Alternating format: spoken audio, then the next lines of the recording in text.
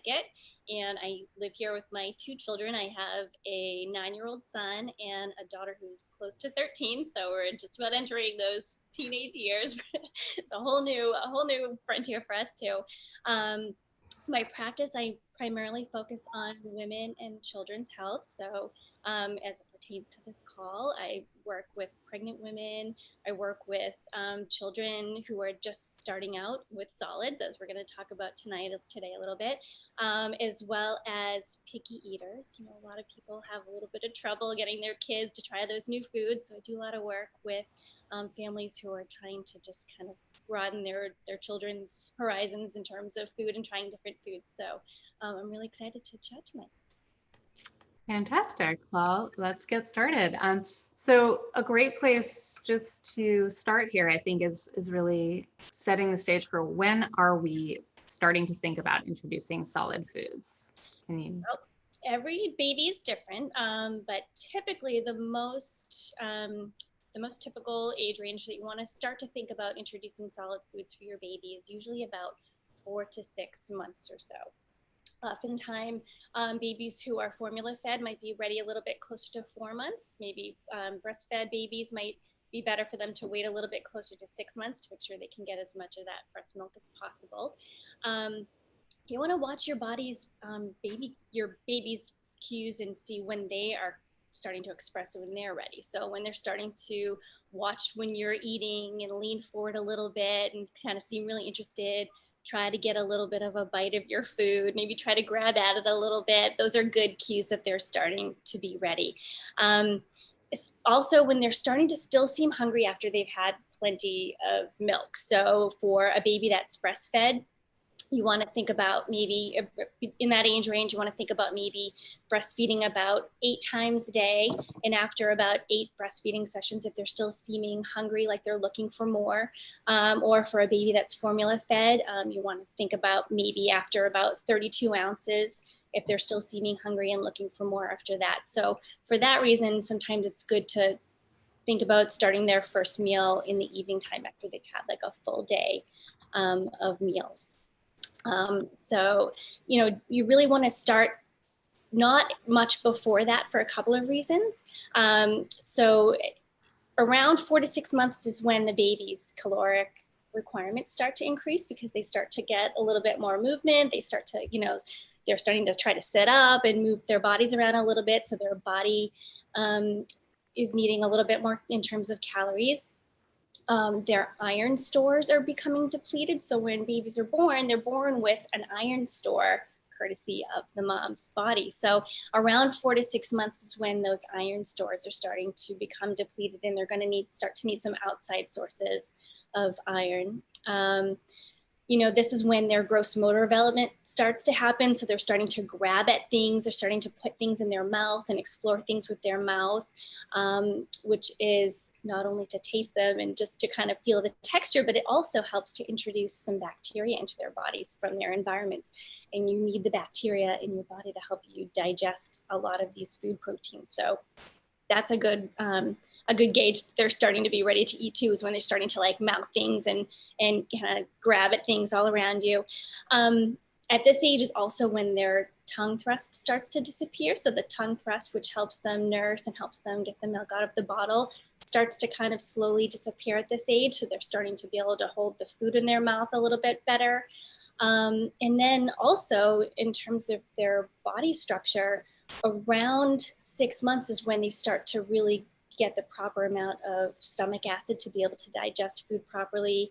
And prior to that, they don't really have enough pancreatic enzymes to help digest food properly. So it's really just about when their body is starting to be ready to digest the food and they can start to show interest. Okay. And so, like, for instance, if somebody, let's say the baby is 6 months old and you decided to introduce a little bit, can you show us more of that tongue thrust, right? Yeah, so when the baby's is nursing, a lot of times you'll see new moms start to spoon feed their baby a little bit, and the baby will push the food out. You know, they're having a hard time pulling it into their mouth to swallow, and they'll try to thrust it and push it forward with their tongue. So around that age is when the baby starts to kind of lose that instinct of tongue thrust, and they're able to take in the food and hold it in their mouth and actually get some in, you know, swallow it and actually consume some. And before we get off of the age thing, can you talk a little bit about the babies who are coming? They're not so interested sometimes at 6 months. I definitely have known babies like that who, and or families who are like, no, I'm fine. You know, I'm still nursing or feeding the baby, and they're not really interested. Can you give us the upper age limit, you know, that we're seeing that? There's really no pressure to start to feed your baby with solid foods. Really, up until about 1 year, a baby can truly be exclusively breastfed or formula fed. So there's really no pressure. You really just, that's why you really want to watch your baby's cues to see when they're ready. If you're watching your baby's cues and it's seeming like they're ready and you're trying to give them food and they're not seeming that interested, it's totally okay to back off and just return just to milk only for a week or two and try again. There's really no pressure. So they're really not needing that so much for the nutrients at that point, so much as for the exploratory, element of it, because food is really such a huge part of our culture. It's not only nutrients, but it's part of our celebrations, it's part of our family time. And so really that it's just really a part of their beginning to explore the world and learn about their immediate surroundings. Yeah, absolutely. I mean, right. It's an all day activity that we that we exist in.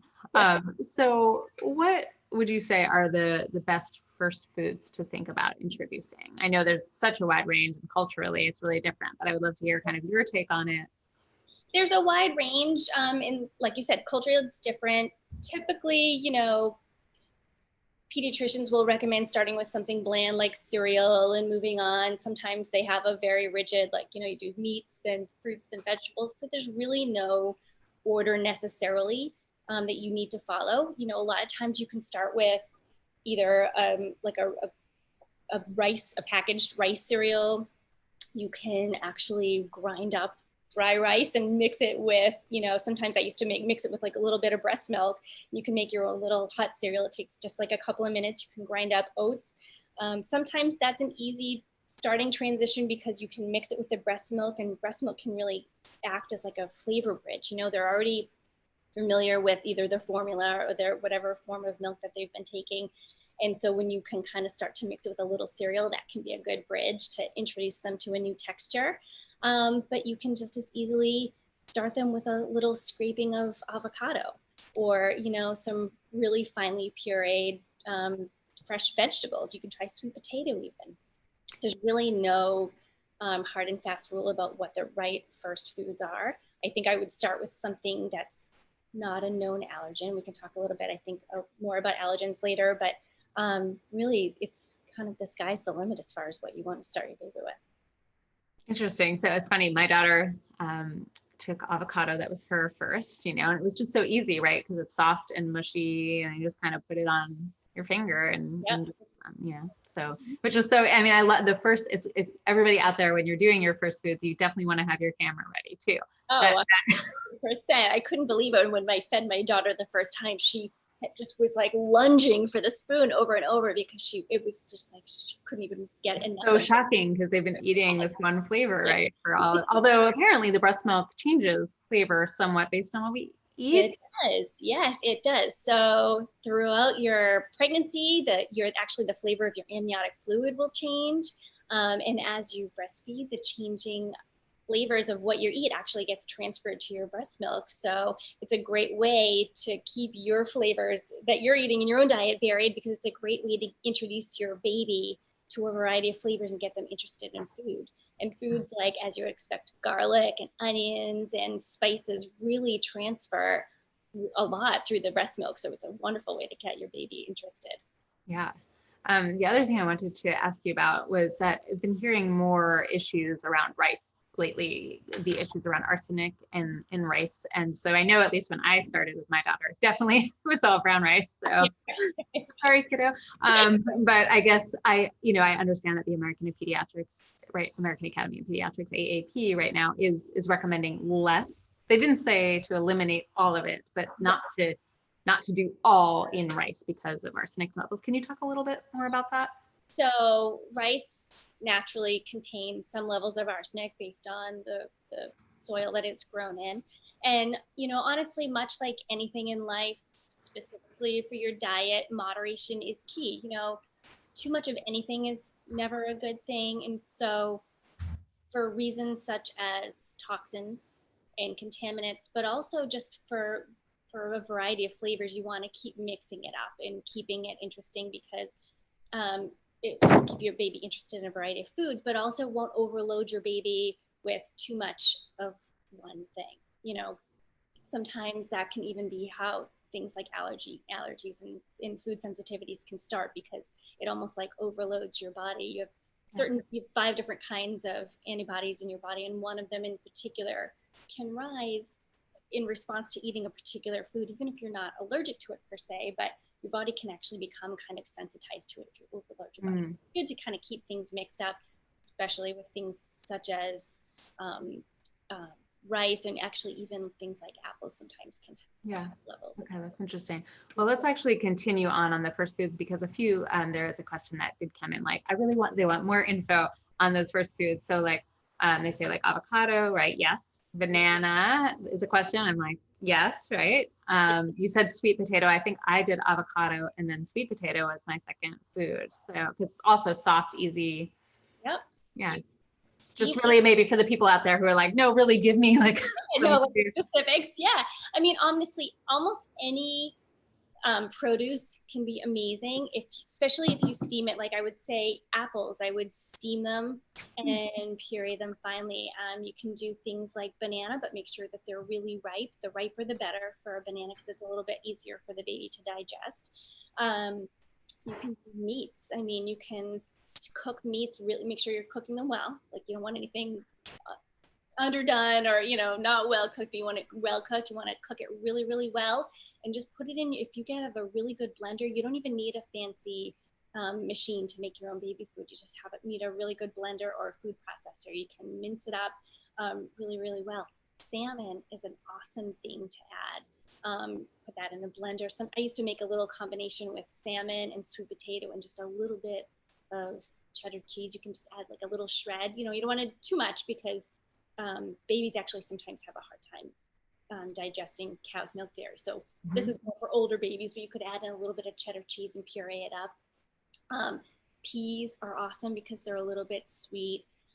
Green beans are awesome. Just make sure that when you're cooking the produce, you just cook it really, really soft and mushy, and puree it up really, really smoothly at first. As the baby gets more used to trying different flavors and different textures, you really actually want to begin to leave in some chunks and textures so that they're able to accept, you know, a variety of food and textures. Because sometimes textures can be the issue for babies, not the flavor. So, you know, in those very first foods, since so many people here haven't introduced yet at all, right? Those very first foods, we want them to be really soft, as you're saying. Yeah. You want them to be soft. You want your produce, your fruits and vegetables to be really ripe. You want them to be as clean as possible. You know, you don't have to be crazy about it, but just make sure you're washing them. Make sure, so for example, for an apple, you want to peel the skin at first and just be using the flesh. If possible, organic is ideal. It's not 100% necessary, but if you can do it, even better. And, you know, try simple flavors at first. You know, start out with just pureed apples. But then, you know, it used to be that they would recommend you try a new food every 3 days, and you need to wait every 3 days, but that's really not necessary. The reason they would suggest that is because you want to see if your baby is having any sort of reaction. But most often, babies are not going to have issues with fruits and vegetables or basic grains, other than sometimes wheat can be an issue. But with rice, oats, you know, basic fruits and vegetables, even basic meats for the most part are not going to be a problem in terms of allergies. So it's really not necessary to wait 3 days in between every new food. So how much would you wait? That's interesting, because I was still under the impression that there were some amount of days that you would wait. So how soon? It's not necessary. You know, if we're talking about allergens, which again, let's talk about allergens for a minute. All right, yeah. What the heck? So there are 8 primary food allergens that are the most common food allergies in children. So you have peanuts and tree nuts, soy, cow's milk, eggs, fish, shellfish, and what am I missing? One.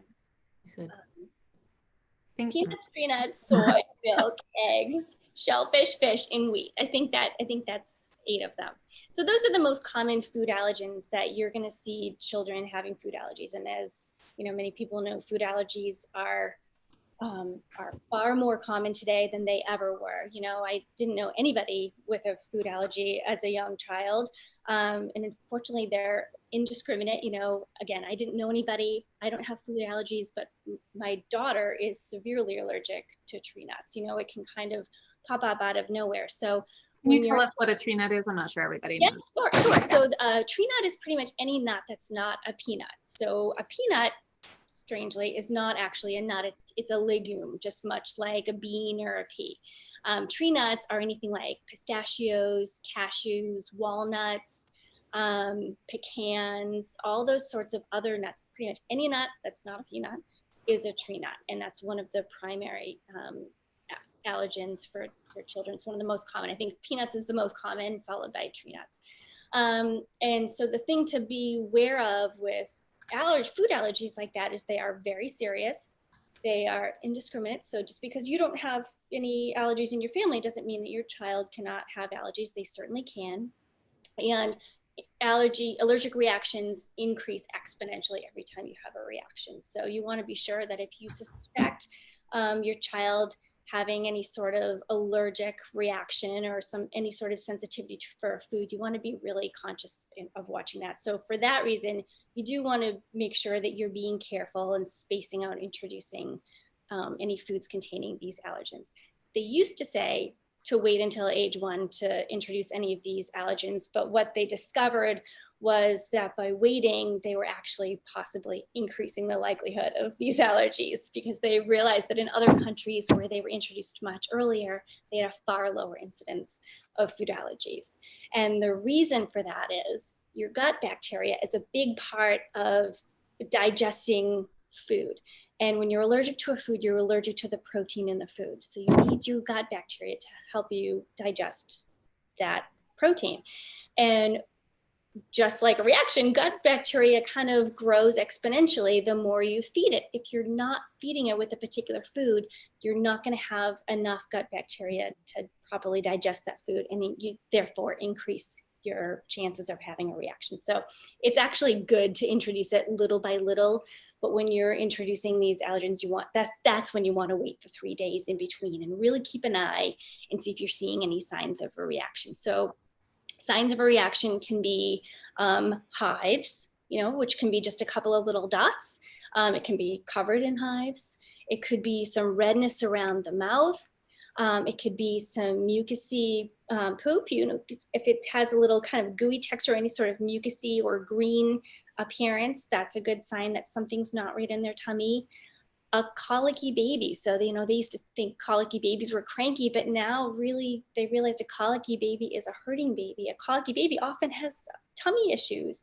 So if they're seeming really colicky after they eat, if their tummy's feeling hard or tender after they eat, those are all really signs that your babies might be having some sort of a reaction. And what I would caution is, you're the parent, your baby best. If you see something that you don't feel comfortable with, be your own best advocate. Call your pediatrician and, stay on it. I will tell you that my pediatrician tried to convince me that my daughter's food allergy reaction was heat rash. And I just, you just, when it's your baby, I knew that it wasn't, and you have to stay on it. So if you know your baby best, if you see something different, or if you see something you suspect as a reaction, definitely note it and definitely stay on it.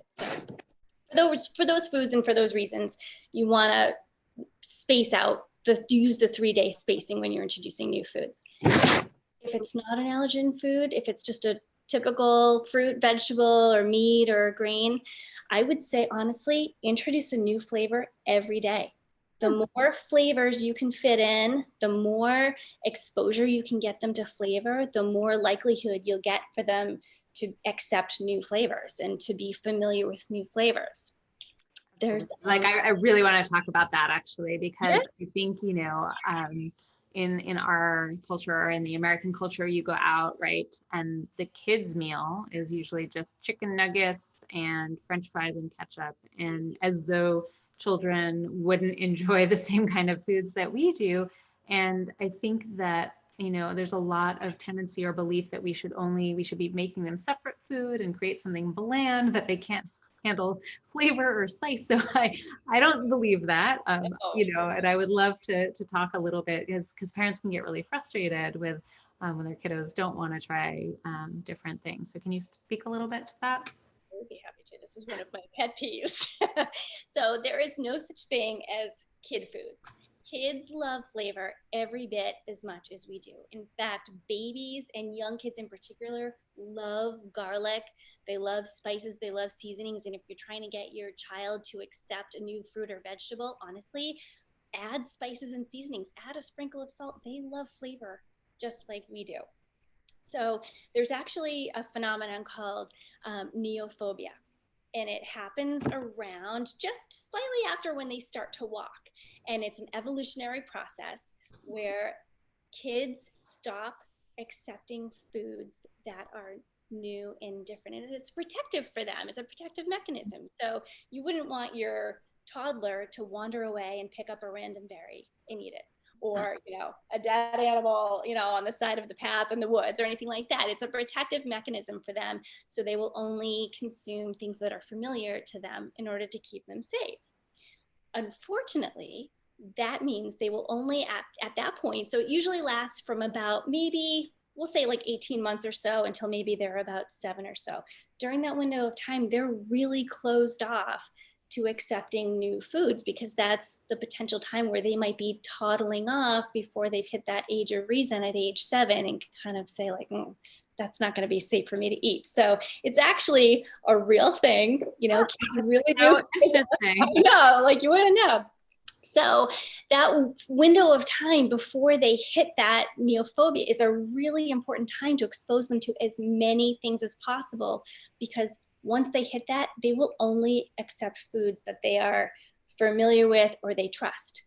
But the more they're familiar with and the more they trust, the more they're going to accept. So I would expose them to as many flavors as humanly possible before that time.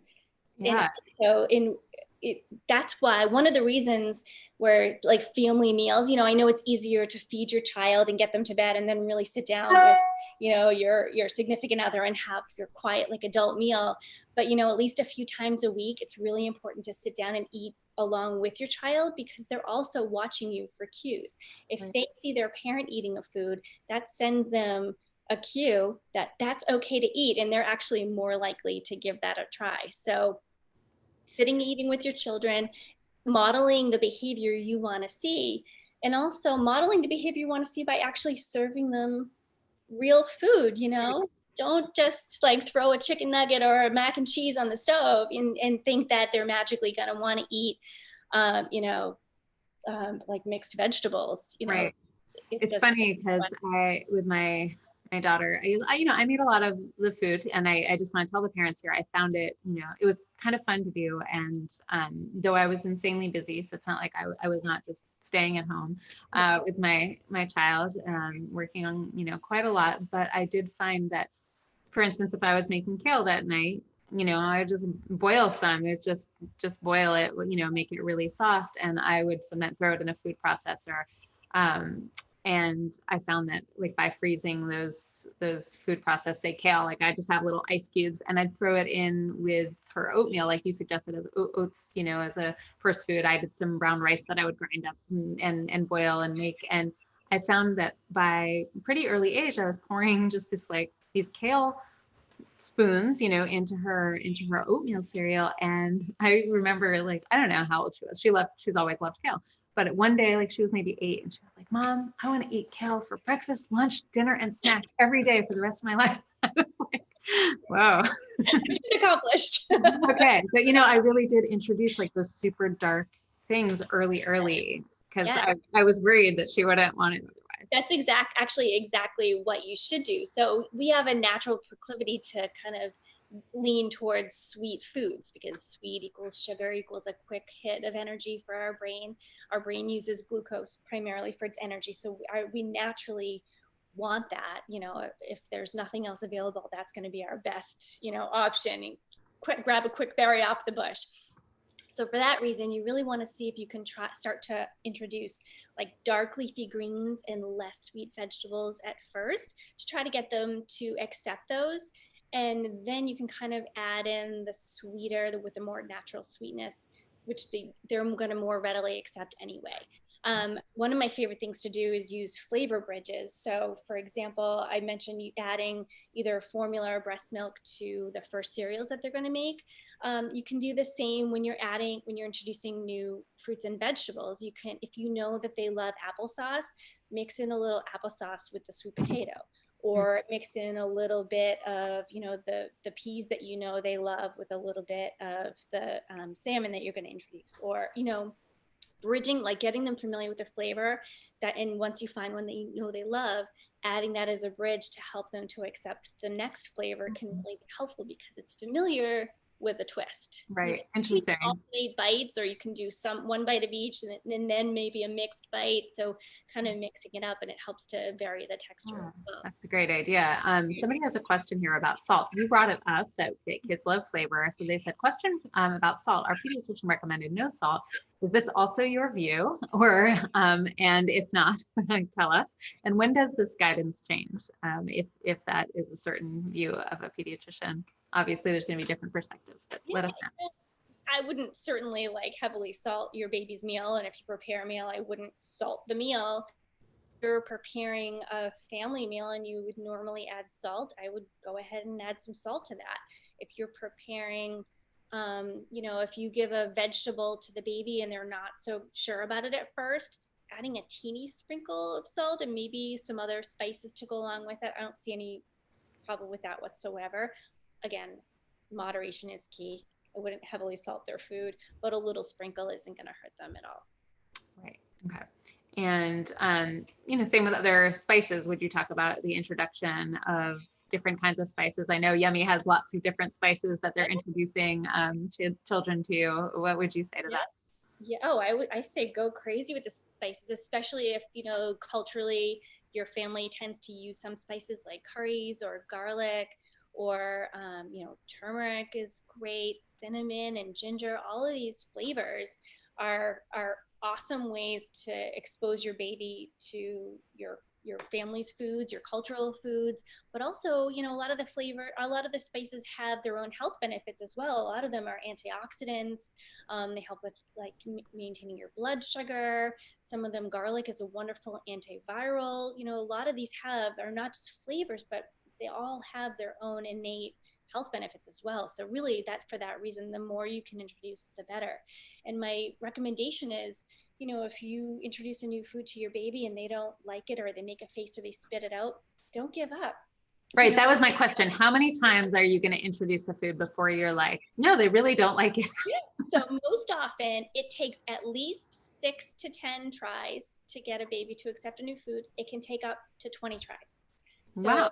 Yep. You would go 20. That's intense. Yep. It's intense, but you know what? Just don't give up, and just keep exposing them to the food. And again, if it doesn't work, try 6 times plain. But if it doesn't work that way, maybe try to bridge it with another flavor they like, or even try to introduce it with another new flavor combined, and that might help too. But don't give up, because ultimately, most of the time, they will not only accept it, but they will really love it. It's just they've never tried any food before. It's a whole new experience in terms of color, in terms of taste, in terms of texture, and also smell. I mean, sense of smell is one of their most developed senses, when they're infants and as they're small babies. So things that smell delicious, they start to, like, think of your memories. You associate smells with so many memories. It's one of our most, prominent senses. So use all of their senses to help them get involved in it. Let them touch it. One of the most important parts of getting your baby to be involved in foods is letting them actually, feed themselves once it's appropriate. Like, of Right. course, you're going to start giving them some spoonfuls with purees, but even with that, let them feel it and touch it, because that's a part of their process of experiencing it and making it Yeah. familiar to them and accepting it. Actually, speaking about that, I would love to talk for a moment about baby-led weaning, which is not something Americans do so often, right? We're mostly told that we have to grind up the food or boil puree, make sure that we can eat it on a spoon. But I know in England, where it's very popular, and baby-led weaning here is the process of stopping breastfeeding. That's it. Right. And there it's gnawing on whole chunks of food. I don't know how much you deal with baby-led weaning. Can you speak a little bit to it? I do deal with it. So baby-led weaning is really, it's less the process of getting them to stop the milk as much as it is the transition from milk to foods and solids. So baby-led weaning is really the process of having them start solids in a way that's developmentally appropriate for them, and it's really following their cues and what they're ready to eat. So for example, you're right, it actually involves fewer purees. So in that sense, typically babies would start eating solids slightly older. So at minimum 6 months, probably a little bit older when they're starting like the gross motor development, like I was mentioning, like when they're starting to grab the foods like that. So softer foods that like scrambled eggs, say for example, or oatmeal, you don't even have to worry about utensils. They can just grab it with their hands and smash it in their mouth. And then once they're about 9 to 10 months and they start to develop the pincer grasp, they can start to have smaller cut up foods, and it coincides with typically them starting to get teeth and having a better ability within their digestive system to digest rougher textures and more kind of robust foods like that. So it's really following the more natural progression of the baby's physical and motor development, coinciding with the textures and the availability of foods.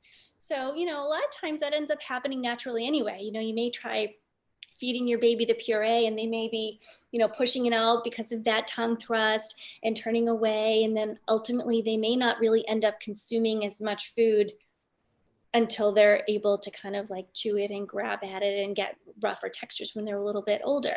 My counter to that would be, sometimes the purees can be just as much of like a activity and an exposure and feeling the texture and the smell. So in my opinion, it's almost good to do kind of like a cross of it, because I think exposing them to the smells and the textures, like I was saying before, can get them familiar with it and make them more likely to accept it when they're actually ready to consume it. So it's really more following like the baby's development is the difference that I would say. And speaking of teeth, thank you. Since you brought that up about, teeth often coming in around 9 months. I know we have somebody here who has a 4.5-month-old who recently got the first two teeth. My daughter was about 4 months old when she got teeth. This person says was planning on starting solids at 6 months.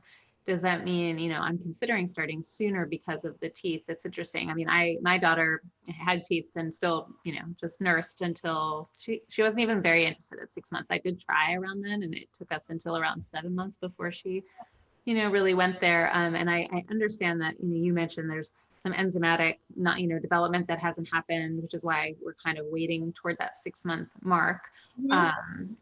But any issues, or if somebody did want to start a little earlier in terms of speaking to their pediatrician and other things, because I know in America we used to start really early, which I understand causing issues with choking and other. Yes. So I just want to make sure that people. Yes, too early. So it used to be generations ago that they would put cereal in the bottle to help Right. the baby sleep longer, because the theory was that they would be fuller. But that did create issues because they digestively weren't ready for that. It did cause some choking issues. And also it helps, when a baby's eating, they're also learning different cues. And when you're feeding them more than they are, naturally at that, those early months, they would just be having some form of milk. When you're adding in additional calories, you're actually kind of mixing up their learned cues of fullness and how many calories they naturally want to consume. I mean, babies kind of naturally stop eating when they're full. And that's a kind of an instinctive thing. And so when you're kind of messing with that, with adding cereal and stuff, you can kind of mess with that.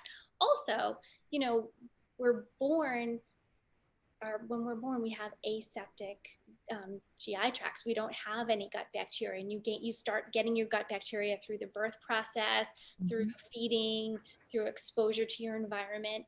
But that happens fairly gradually, and so at such an early age, you really don't have the developed gut bacteria ready to help you digest either. So, in terms of starting too early, yes, you definitely don't want to start prior to 4 months.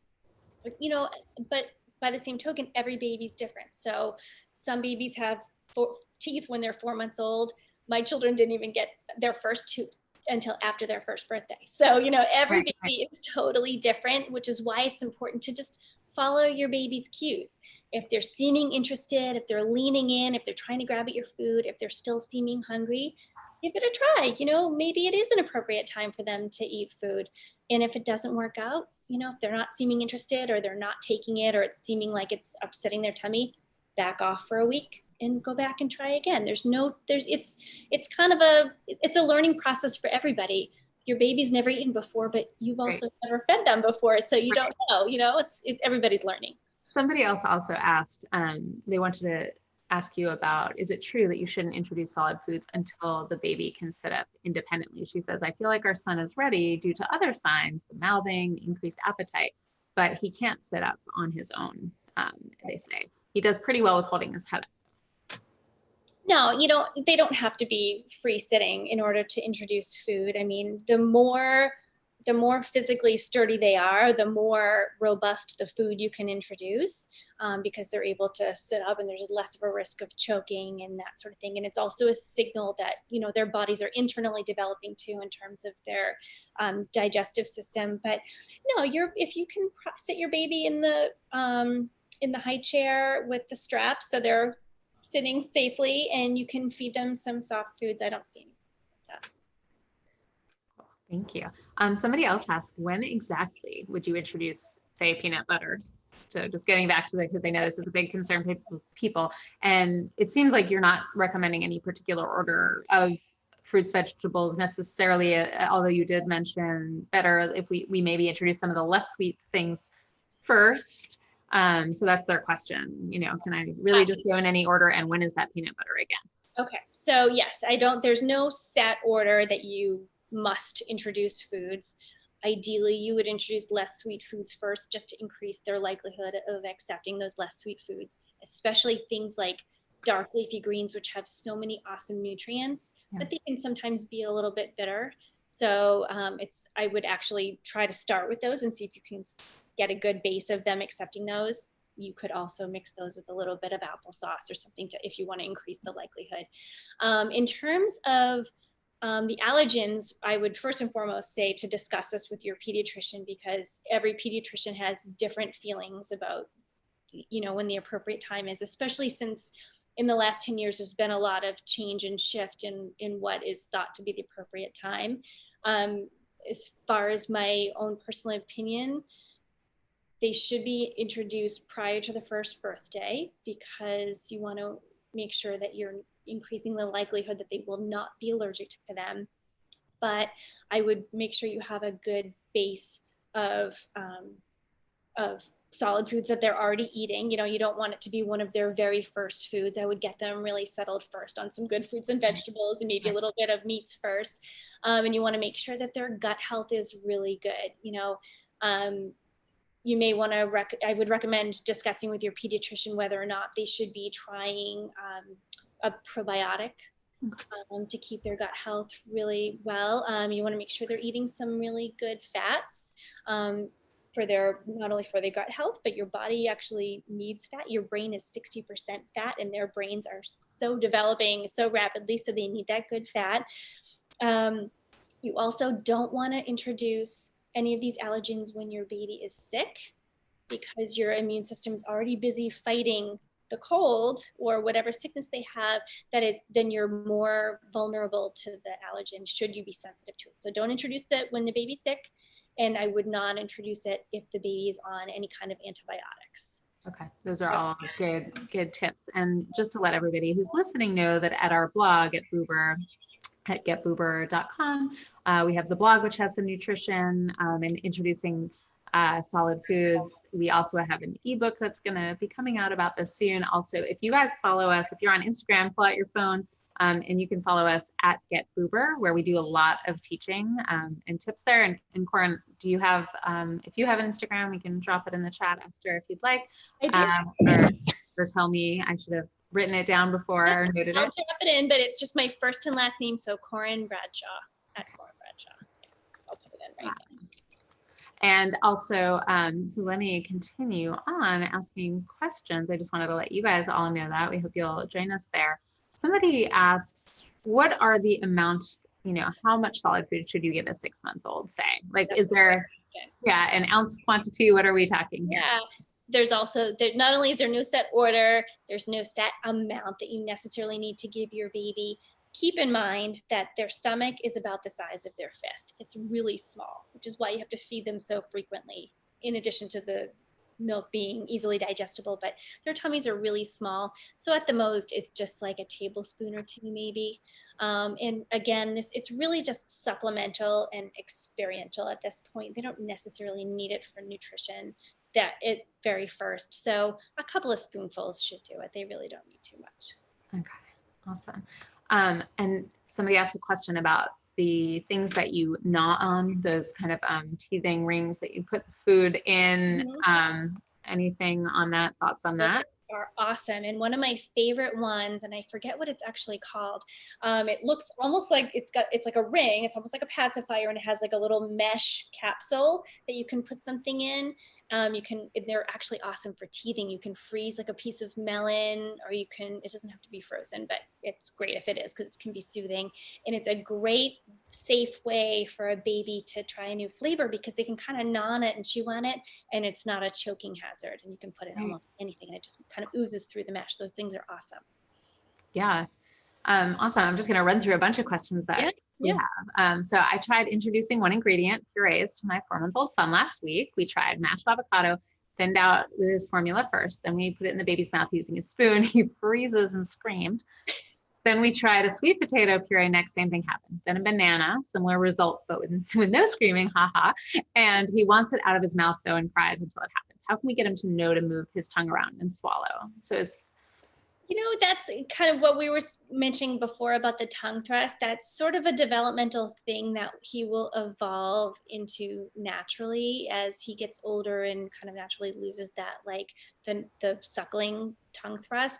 My recommendation would just be to keep trying and know that there's no pressure for him to swallow any amount of the food. It's really just about at that age. He's only, I think you said 4.5 months. At that age, it's just about him experiencing the flavor and the texture and becoming familiar with the scent of it. He doesn't have to swallow. So somebody asked that, like, we could be thinking, especially on that earlier side, but even at 6 months, if you're waiting until then to really wait for that it's an exploration, right? The licking is worthwhile because there's still taste. Yep, definitely. Even if he just kind of smushes it around on the tray of the high chair, to me, that's worthwhile. There's no pressure at all for him to eat it or to consume any sort of amount of it. He doesn't necessarily need those extra calories because he can get it from whatever milk he's taking. It's really just about experiencing the flavor. And actually, as an aside, I would say that goes for any age for childhood. The more you pressure on a particular kind of food, it kind of becomes like a thing, and it becomes almost like a power struggle in a way, even if you don't typically have power struggles. So really what I would say is don't put pressure on trying any new foods. Just continue to present it and have it available for them to try. And maybe if you would just say, like, just try one taste. One of the things I recommend to picky eaters is to have a little taste plate, almost like a little appetizer plate off the side of their dinner plate, and just put the food over there. And all you require is just that they take one taste of it, and that's it. They don't have to eat it, just taste it. Even if it's a lick, that's all that matters. Just experience it, and no pressure beyond that. That's it. Yeah. So what age, you were talking about chunks and textures. Let me just somebody had that question just recently. So when are we introducing the actual chunks? Typically when they develop that pincer grasp, which is around usually 9 to 10 months or so, when they are able, and that kind of goes along with the baby-led weaning, when they're able to pick it up, typically that means they're able to kind of gum in enough to swallow it and then digest it properly. So generally around like 9 or 10 months or so is a good time to increase the chunkiness. Awesome. And so somebody says it's okay to puree salmon that we cook for ourselves. It has some lemon, salt, and pepper. I'm guessing you're going to say absolutely go with that. We say go with it. Yeah. You may not want them to be their very first food, but once they've had a good base of trying some different, more simple foods like fruits and vegetables, definitely puree that salmon. Yep. They love that, especially mixed with sweet potatoes. It's delicious. In peas. Do sweet potato, peas, and salmon. It's delicious. My daughter is still, I mean, this is her regular snack is frozen peas, actually. Yes, mine too. My kids love frozen. Yeah, that's like, yeah. So somebody writes, my baby is 8 months and great with purees with all flavors. I'm really scared to feed him things that aren't pureed. I know we've talked about this. I hear that soft foods are safe, but I'm so scared of choking. We hear you. Yeah. So can you give a little advice on avocado slices, zucchini? She brings that up. And I just want to say before you answer that question, it is important that we really learn the techniques for reducing choking, or for if our baby is choking, our child is choking, that we learn CPR and choking relief. So we do offer that here at Boober.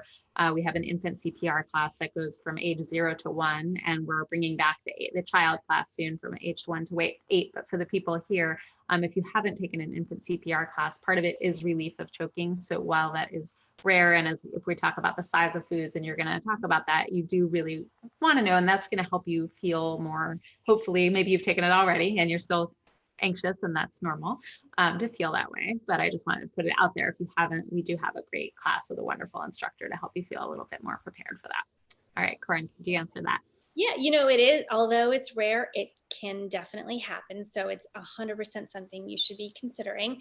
Well, my suggestion would be to gradually start with larger and larger chunks of softer foods. Like I would graduate not just the size of the chunk, but the texture of the food. So you could start with, I would make the chunks like really, really small, just small enough, big enough where they can kind of grab it and pick it up, but just small enough where if they swallowed it whole without chewing it, which is actually most likely what they will do anyway, that it won't be a problem. So for example, if it's going to be like something like meat, I would mince that up teeny tiny, like I'm talking 1/4-inch little cubes. You can it's really easy to do. Just chop it up really fine with a knife, and that way they can, even if they took a handful and ate it, that would be acceptable. Or you start with things like banana or like smushy avocado.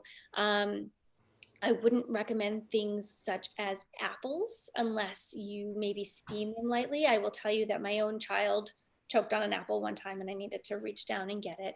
So things that are really firm and chunky, I would wait until they have like a good set of teeth to really offer bigger chunks. But for starter foods, bananas, almost any vegetable or fruit or meat that is really well cooked, steamed and soft, so much. If you steam it soft enough that honestly you put it in your own mouth and you can kind of like smush it with your tongue and disintegrate it, it's probably going to be fine.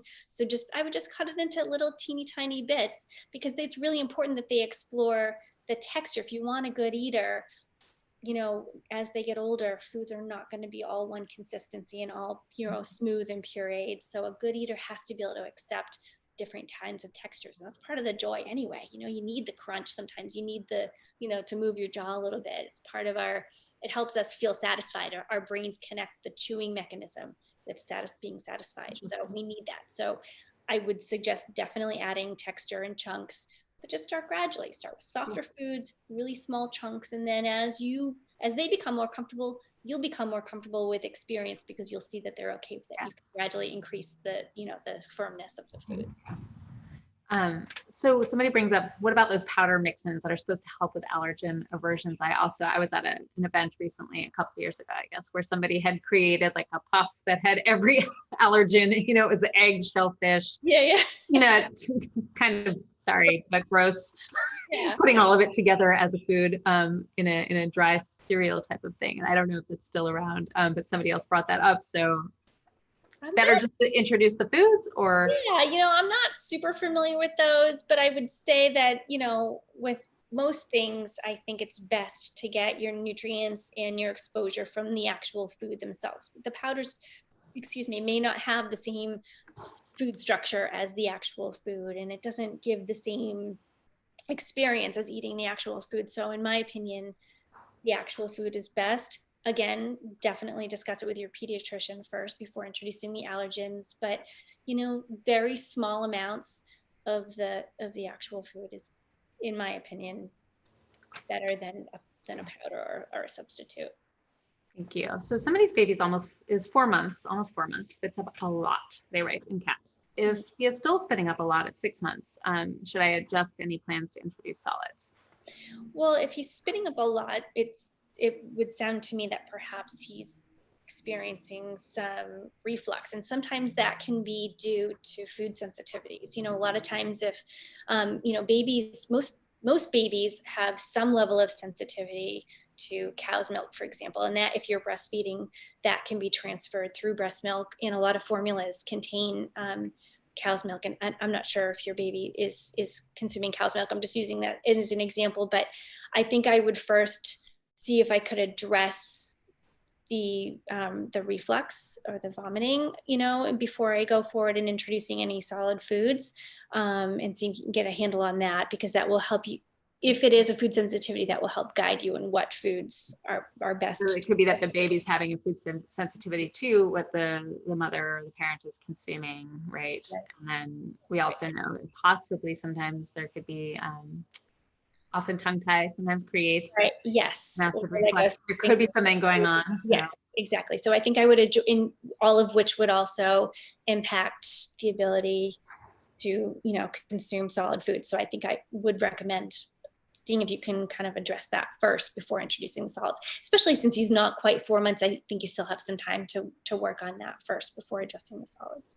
Thank you. And there's a few more questions I want to get to, and we're almost done. We've got just a few more minutes, but I wanted to, I know you work as a nutritionist with both pregnant people, and when sometimes people reach out to you when they are introducing solids, or if their baby is having a particular food sensitivity that they need to figure out an alternative diet, right? So all of you, if you do want to work with Koren, apologies, you can reach out through Boober. And while we don't have a section that says nutritionist yet, it's coming very shortly. So do let us know. But can you speak a little bit how you would work with somebody, if there is anybody here who is needing to see a nutritionist or interested? Sure. Yeah.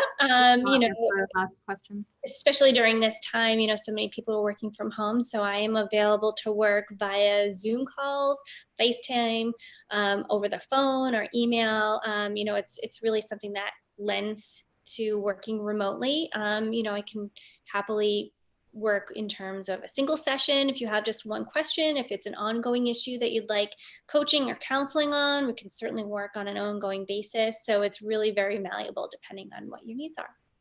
Great, thank you.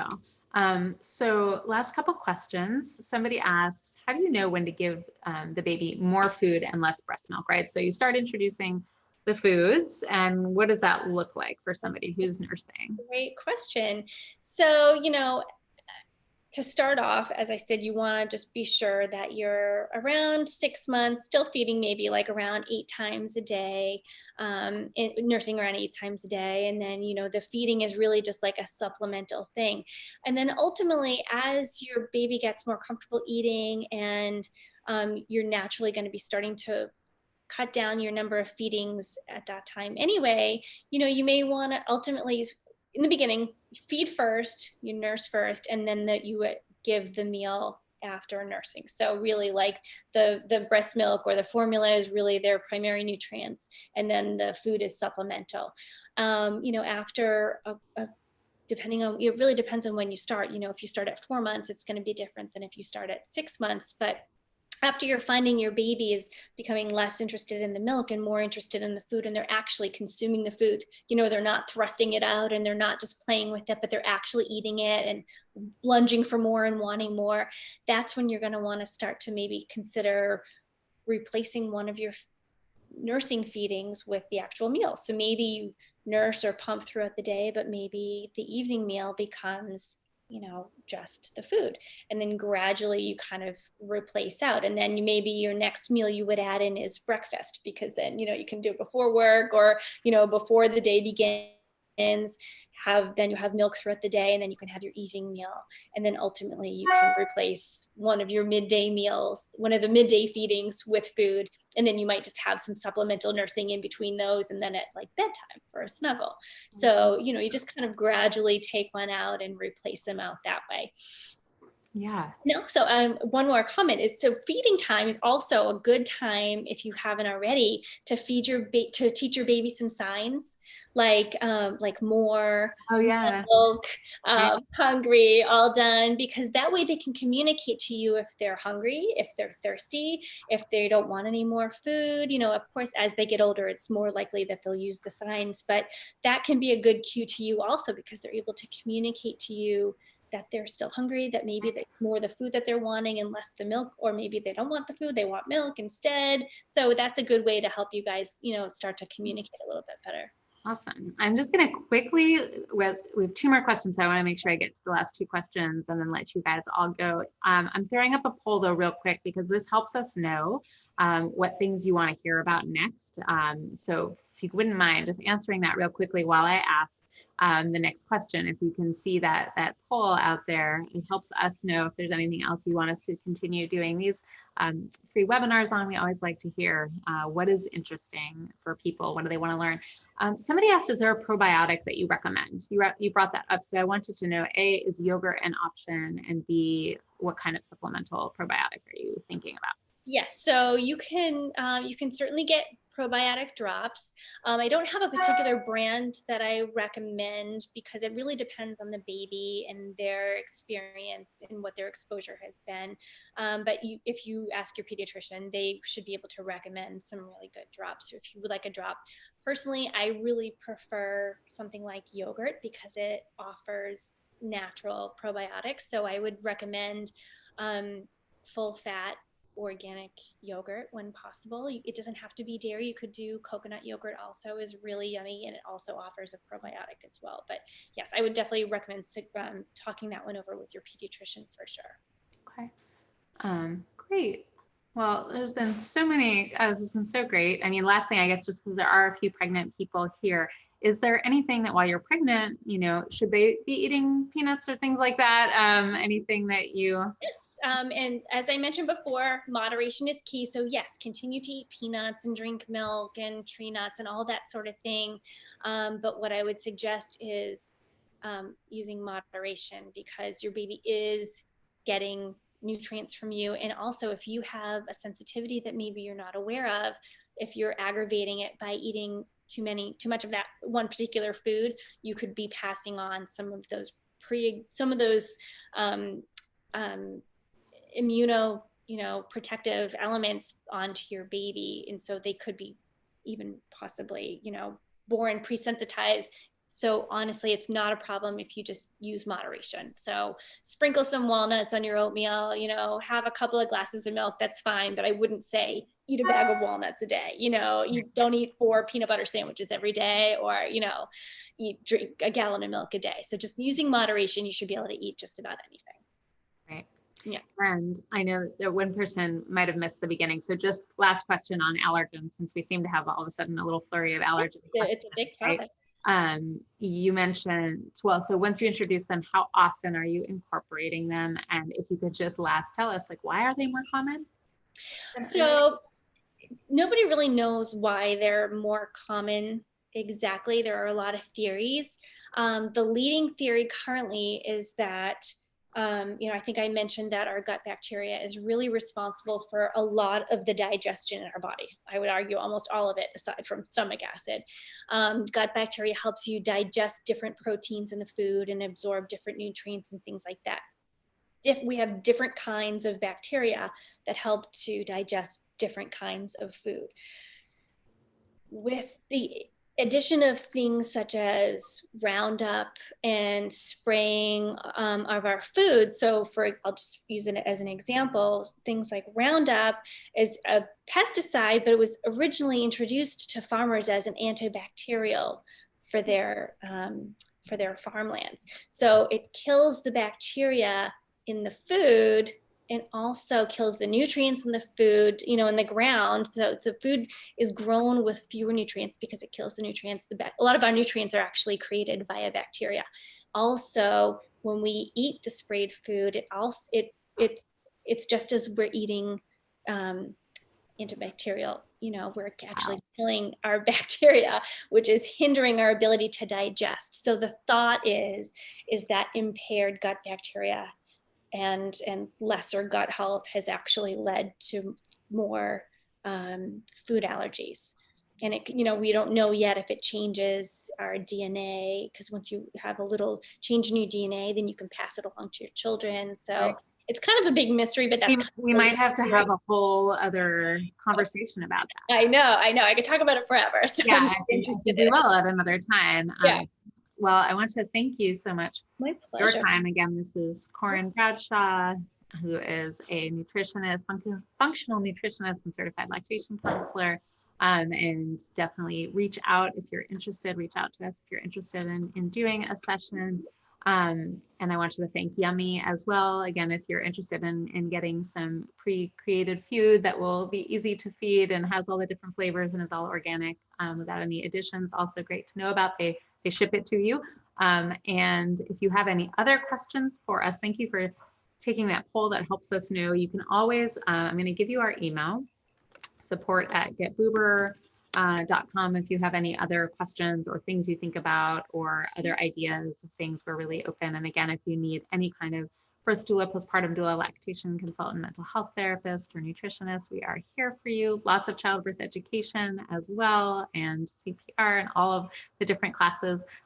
So if you enjoyed this, please won't you let your pediatrician know. That's actually my biggest request. If you enjoyed this class or session or the work that we're doing, if you could tell your friends and family, but also let your pediatrician know that Boober is here to help their patients. We'd really, really appreciate it. It means a lot as a mom-owned business. Your words of mouth, that's not really a phrase, but anyway, all of that really helps. So thank you everybody for coming out. Thank you, Koren. Thanks for having me. Really Yeah. And we'll see you all again soon for the next event. Thanks again. Good night, everyone. Thank you.